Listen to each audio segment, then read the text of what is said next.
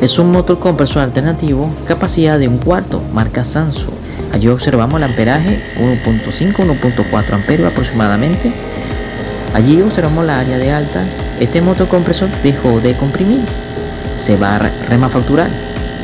En cada transmisión allí observarás cómo se recuperan los motores compresores.